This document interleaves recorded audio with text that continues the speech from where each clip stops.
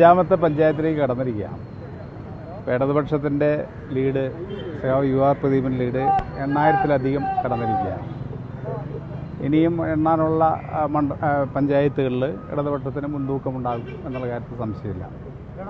അപ്പോൾ നേരത്തെ ഞങ്ങൾ കണക്ക് കൂട്ടിയ പോലെ തന്നെ ഇടതുപക്ഷത്തിന് ഉജ്ജ്വല വിജയം ഈ മണ്ഡലത്തിൽ ഉണ്ടാകും.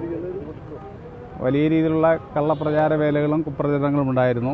അതിനെല്ലാം ജനങ്ങൾ തള്ളിക്കളഞ്ഞുകൊണ്ടാണ് ഇടതുപക്ഷത്തിൻ്റെ പിന്നിൽ ഉറച്ചു നിൽക്കാൻ വേണ്ടി തീരുമാനിച്ചതെന്നാണ് പ്രാഥമികമായിട്ട് നമുക്ക് ലഭിച്ച കണക്കുകളുടെ അടിസ്ഥാനത്തിൽ പറയാൻ കഴിയും.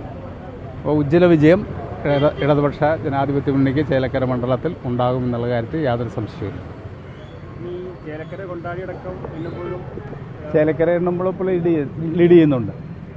കൊണ്ടാഴി ലീഡ് ചെയ്യും, പഴയന്നൂർ ലീഡ് ചെയ്യും, തിരുവല്ലാമല ലീഡ് ചെയ്യും, മുള്ളൂർക്കരയിലും ലീഡ് ചെയ്യാനുള്ള സാധ്യതയുണ്ട്.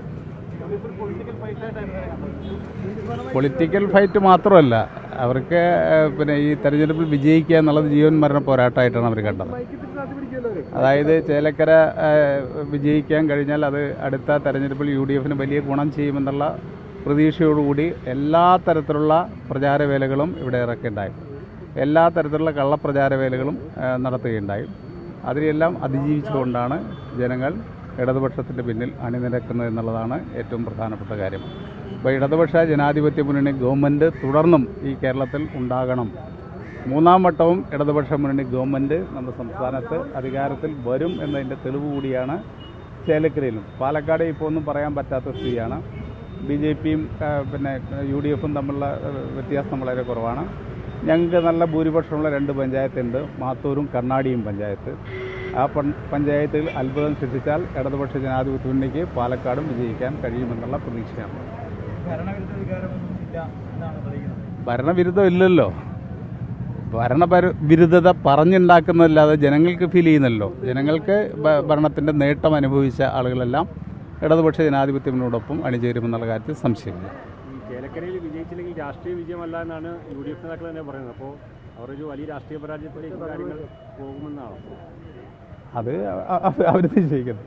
രാഷ്ട്രീയ പരാജയമാണോ വിജയമാണോ എന്നൊക്കെ നമുക്ക് തെരഞ്ഞെടുപ്പ് കഴിഞ്ഞതിന് ശേഷം ചർച്ച ചെയ്യേണ്ട കാര്യമാണ്. എന്തായാലും ഇടതുപക്ഷത്തിന് വലിയ മുന്നേറ്റം ഉണ്ടാക്കാൻ കഴിയുന്ന ഒരു തെരഞ്ഞെടുപ്പ് വിജയമായിരിക്കും. ഇപ്പോഴത്തെ ട്രെൻഡ് അനുസരിച്ച് 10,000-ലധികം ഭൂരിപക്ഷം വരാൻ സാധ്യതയുണ്ട്. 2016 ഭൂരിപക്ഷത്തേക്കാൾ ഉയരുന്നു. 2016 അന്ന് 10,200 വോട്ടാണ്. അതിനേക്കാൾ കൂടുതൽ ഭൂരിപക്ഷം ഉണ്ടാകാൻ സാധ്യതയുണ്ട്.